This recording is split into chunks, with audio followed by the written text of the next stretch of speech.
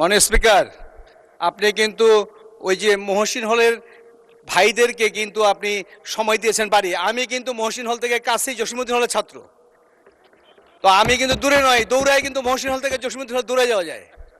মাননীয় সদস্য জনাব মোহাম্মদ মঞ্জুরুল ইসলাম, দিনাজপুর 1 আছেন? বিসমিল্লাহির রহমানির রহিম। জি, আপনার সময় 6 মিনিট। ধন্যবাদ। বিসমিল্লাহির রহমানির রহিম। মাননীয় স্পিকার, আপনাকে ধন্যবাদ। অনেক দিন পর আমি সুযোগ পেলাম, আমাকে সুযোগ দেওয়ার জন্য আপনাকে অসংখ্য ধন্যবাদ। মাননীয় স্পিকার, আমি দিনাজপুর জেলার বীরগঞ্জ ও কাহারোল উপজেলার যে আসনটি দিনাজপুর 1-এর নির্বাচিত এমপি, আমি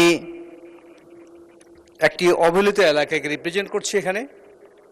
আমি প্রথমেই ধন্যবাদ জানাই আমার এলাকাবাসীকে, বীরগঞ্জ কাহারোলের মানুষকে, যে আসনটিতে বিগত কোনো সংসদেই বিএনপির বাংলাদেশ জাতীয় দলের কোনো এমপি নির্বাচিত হয়নি। আমি প্রথম এবার জনগণের ভোটের মাধ্যমে প্রায় ৬২,০০০ ভোটের ব্যবধানে নির্বাচিত হয়েছি। আমি সেই জন্য ধন্যবাদ জানাই সংসদ নেতা এবং মাননীয় প্রধানমন্ত্রীর প্রতি, যিনি আমার উপর আস্থা রেখে আমাকে নমিনেশন দিয়েছিলেন। আমি ধন্যবাদ জানাই আমার প্রিয় নেতা বিএনপির সম্মানীয় মহাসচিব মির্জা ফখরুল ইসলাম আলমগীর স্যারের প্রতি।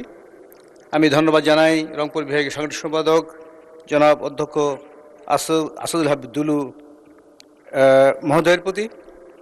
বিশেষ করে বীরগঞ্জ কাহারোলের মানুষের প্রত্যেকটি এলাকার মানুষ আমাকে সমর্থন দিয়েছে, এই জন্য তাদের প্রতি আমি কৃতজ্ঞতা জানাই। এখানে উল্লেখ করা প্রয়োজন যে বিশেষ করে বীরগঞ্জ এবং কাহারোলে একটি ব্যাপক সংখ্যক, বিরাট সংখ্যক সনাতন ধর্মাবলম্বী মানুষ বাস করেন, যাদের সংখ্যা প্রায় 30% উপরে। তারা নিরঙ্কুশভাবে আমাকে সমর্থন দিয়েছেন। এই সমর্থনের কথা আমি মনে রাখব, আমি তাদের প্রতি কৃতজ্ঞতা প্রকাশ করছি। মাননীয় স্পিকার, বীরগঞ্জ কাহারোল একটি অনুন্নত জায়গা।